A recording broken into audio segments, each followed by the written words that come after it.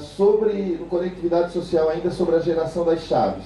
As chaves do saque, né, as chaves que os trabalhadores têm que apresentar nas rescisões, nas homologações das rescisões, elas são geradas de duas formas. A partir do envio do arquivo GRRF. Quando que isso ocorre? Ocorre quando o envio do arquivo está sendo feito por um certificado cujo titular tem o mesmo CNPJ básico do empregador. Ou seja, se for a própria empresa que está transmitindo a sua GRRF, a GRRF de um dos seus empregados, no mesmo dia, ou mais tardar no dia seguinte, essa chave vai ser gerada. Então, que sem a necessidade de entrar lá no menu empregador e comunicar a movimentação. Quando é o escritório contábil que está fazendo esse acesso por procuração, isso não ocorre. O sistema ainda não lê a procuração para a geração da chave através da transmissão do arquivo. Então, tá, tudo bem, eu encaminhei do meu empregado uma GRRF, como é que eu vou saber o número da chave? Essa chave, ela aparece no dia seguinte ou 2 dias depois na caixa postal do Conectividade Social, lá em entradas, o relatório de chaves, relatório de ocorrência de chaves, ok? No dia seguinte, ou mais tardar, D+2, esse relatório está sendo disponibilizado e esse relatório traz o número da chave, a previsão para que o trabalhador vá, a data que o trabalhador deve ir na agência para sacar o seu dinheiro. E essas chaves, como é que no caso a empresa dispõe desse relatório, acessa esse relatório? Primeiro ela pega a mensagem disponibilizada no Conectividade Social, na caixa de entrada, carrega para o programa GRRF, lá em ferramentas, carga ocorrência de chaves, e em seguida, após carregar, vai no mesmo menu, do GRRF, na opção relatórios, ocorrência de chave, o relatório vai estar lá disponível para imprimir, para consultar. E a outra forma de gerar é através do serviço movimentação do trabalhador. Entra lá no menu empregador, comunicar a movimentação, informa a data e o código da movimentação. Se esse código da movimentação for passível de saque de fundo de garantia, e 1, e 2, e 3, e 4, ele vai gerar a chave. Vai gerar a chave, vai informar o número dessa chave, que vocês vão poder anotar no termo para apresentar na homologação, que a maioria dos sindicatos exige esse número de chave, né? Agora, existem alguns casos em que nós recebemos algumas reclamações de que no caso do escritório está comunicando a movimentação, informa a data, o código da movimentação, processa lá, avança, aí o sistema cai. O sistema caiu, não forneceu a chave. Só que depois ele vai tentar informar de novo, diz que a chave já foi gerada. Movimentação não permitida porque ela já foi informada. Então, como é que vocês vão saber essa chave? Na funcionalidade lá no menu empregador, visualizar, download e reimprimir GRRF, normalmente consegue recuperar esse número de chave. E aí vocês vão consultar, consulta o trabalhador, vai aparecer o número da chave para vocês anotarem no termo, tá? Normalmente, quem não sabe que tem essa funcionalidade, pede socorro a uma agência e às vezes a agência não está disponível no momento para atender, né? Nem sempre isso também funciona. Oi? Nem sempre esse canal aí funciona também. É para funcionar. Se no caso não funcionar, mesmo assim, aí só recorrendo à agência. Seria interessante até vocês comunicarem um caso prático que aconteceu e vocês não conseguem ter o acesso, até para a gente levar para a área de sistemas. Aí vocês podem entregar aqui no... Eu anotei aqui, até para falar depois, nós aproveitando já. Isso é uma situação que a gente sempre conversa no conselho de clientes, e que eu acho que é importante nós temos aqui, e que o Marcelo sempre fala para mim: quando tiver algum problema em alguma agência, passar para nós, pode passar para nós aqui para o Sescom, pode passar no canal da ouvidoria do Sescom, passar para a gente qual foi a agência e preferencialmente qual foi o funcionário que atendeu. Se conseguiu o funcionário, ok, se não, somente a agência pelo menos, para que a gerência possa atuar naquela agência, porque há entre eles também, entre as agências da Caixa Econômica Federal, um desalinhamento da informação. Às vezes numa agência você consegue um determinado serviço e no outro não, né? E isso não pode acontecer. E muitas vezes é por desconhecimento do funcionário, só que eles não têm como atuar se eles não souberem qual é a agência que está tendo problema. Então, se vocês tiverem condições, passa para nós aqui no SESCOM que a gente encaminha para eles. Eu já falei aqui outros dias, o e-mail da ouvidoria, ele vem diretamente para o meu e-mail, que é o presidência. Então, assim, todos os e-mails da ouvidoria sou eu mesmo que respondo. Pode passar que a gente encaminha para eles. Obrigado, desculpa, Zé. Tá bom? Então, normalmente, nessa funcionalidade, vocês vão conseguir a informação dessa chave. É para conseguir, tá? Senão, aí tem que levar o caso específico, no caso para a Caixa, verificar o porquê do não fornecimento e fornecer a chave para vocês. Tá? As condições para a geração da chave é empregado com dados cadastrais batidos, né, qualificados, ou seja, sem inconsistências entre as bases Fundo de Garantia e PIS. Cadastro em contas ativas, tem que ser uma conta ativa do Fundo de Garantia, vinculada ao CNPJ ou SEI, CNPJ básico ou SEI da empresa que está sendo consultada, ou por ela mesma ou por procuração, e a conta não pode ser do tipo recursal. A conta recursal, ela está à disposição da Justiça e só a Justiça pode movimentá-la. Tá? No caso, sobre as consultas de contas vinculadas que tem no Conectividade Social. Nós temos a solicitação de extrato trabalhador, aquele extrato que aparece imediatamente na tela, com os 6 últimos depósitos, né? Solicitar extrato para fins rescisórios, aqui no dia seguinte aparece também com os 6 últimos depósitos, mas informando as competências que estão ausentes. E tem também uma funcionalidade nova que só tem no ICP, que é solicitar o extrato analítico do trabalhador, aquele que apresenta todos os depósitos, todos os lançamentos ocorridos naquela conta vinculada cadastrada. Se o trabalhador tiver mais de uma conta, aí no caso tem que tirar o extrato das 2 contas e fazer o batimento nas 2 contas quais os depósitos que entraram. Né? E se for em bases diferentes, base cadastral, por exemplo, a empresa parte do recolhimento dela foi feito em outro estado, aí tem que selecionar lá no Conectividade Social, na opção base, clica na setinha, vão aparecer todas as bases que aquele CNPJ base tem conta vinculada. Seleciona lá a base que foi recolhida e vocês também terão acesso. Pois não? Oi. Eu queria saber se existe alguma previsão de vocês liberarem para a gente consultar os débitos da empresa. Entende? Porque às vezes a gente individualiza ou eu não entendo por que separar por base, mas deve ter algum motivo.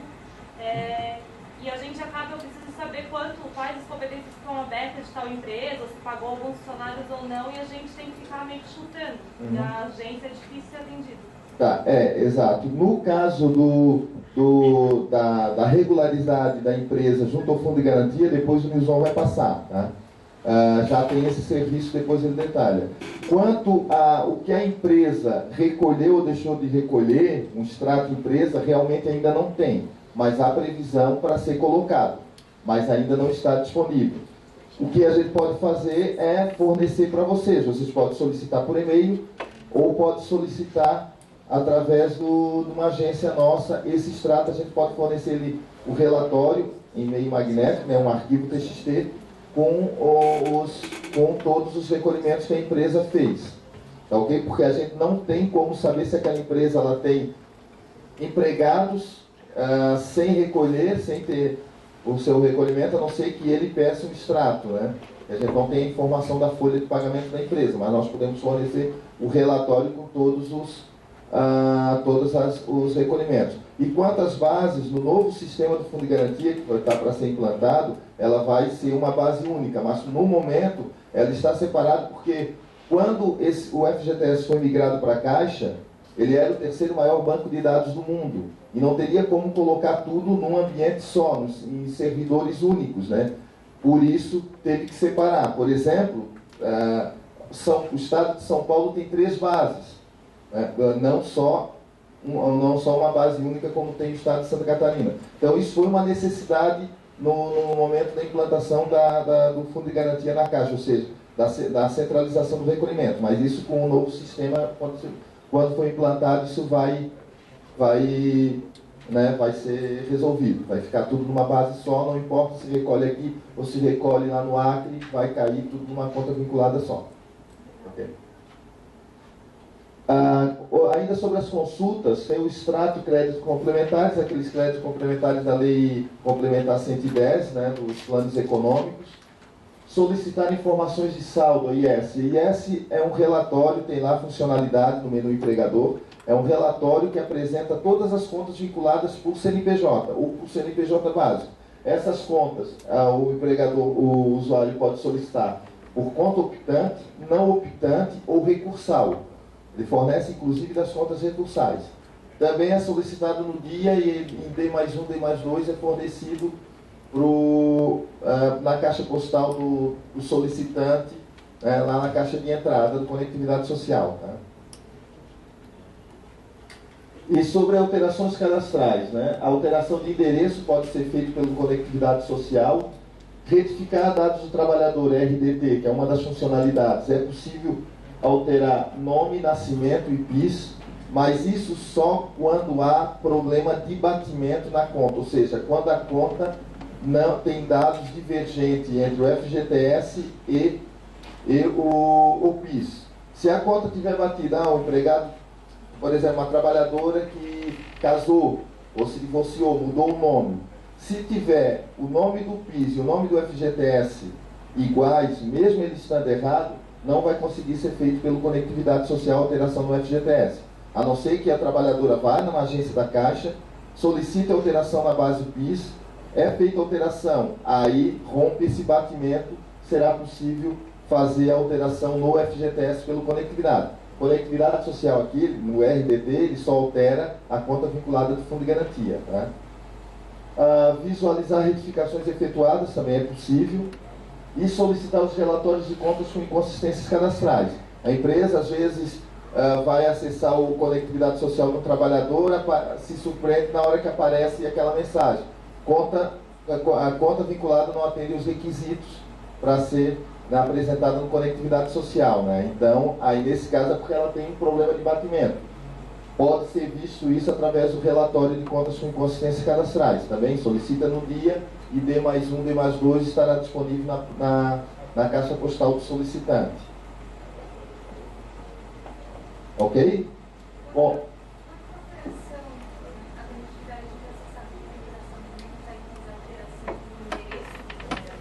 Alteração de endereço, sim. Alteração de endereço pode ser feita, sim. Entra lá na opção acessar a empresa otorgante, digita a inscrição da empresa, vai ser possível fazer essas alterações que estão aqui, tanto de endereço como aqueles 3 dados cadastrais. Não, ele já está disponível. Já é disponível, inclusive já está disponível também para procuração. Só que a questão da procuração é o seguinte, por exemplo, esses dois sistemas, esses dois novos serviços que o Nilson vai passar aqui, parcelamento CRF, foram disponibilizados, por exemplo, depois que um cliente emitiu uma procuração para o seu contador, para o seu escritório. Esse serviço não vão estar na procuração. Então, como é que o escritório vai ter acesso a essas informações?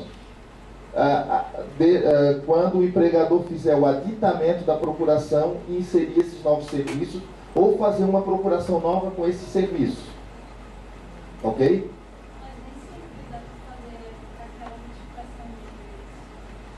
Não, porque assim não.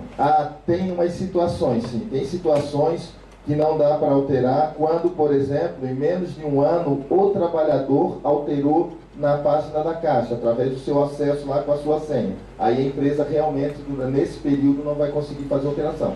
São um dos casos que realmente não é possível. Bom, agora eu vou passar para o Nilson e depois a gente fica à disposição de vocês para os questionamentos, tá? Será que lá atrás consegue me ouvir sem microfone? Está me ouvindo, não? Está legal? Não precisa.